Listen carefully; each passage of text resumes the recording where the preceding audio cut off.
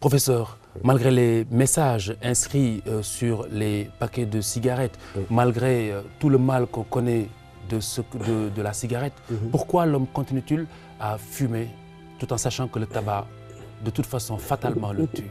Oui, mais c'est que justement, il y a quelque part de l'arnaque dans ce que vous dites. C'est vrai que dans les paquets de cigarettes, on vous dit fumer tue, fumer nuit gravement à la santé. En Occident, on pousse le bouchon même jusqu'à représenter des lèvres fondues, sanguinolentes, des yeux vitreux pour montrer, ou bien même des poumons calcinés. C'est la vérité que fumer tue, que fumer est dangereux. Mais pendant qu'on y est, je crois qu'on s'arrête en si bon chemin. Parce que quand on dit que fumer tue, où se trouve l'arnaque de mon point de vue? Mais c'est de montrer que ne pas fumer ne rend pas immortel non plus.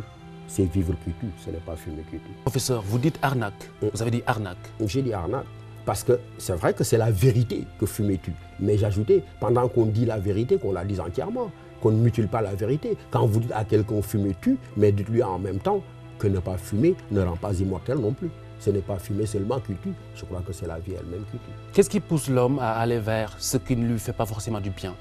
Mais et dont il a conscience. Qu'il a conscience, nous l'avons dit, c'est ça qui fait la différence avec l'animal. Aucun animal voyant le bien ne choisit volontairement le mal. Aucun animal voyant la vie ne choisit volontairement la mort. Aucun animal voyant la santé ne choisit véritablement la maladie. Mais l'homme est libre au point d'en mourir. L'homme est tellement libre, comme nous l'avons dit, qu'il peut choisir sa façon de mourir.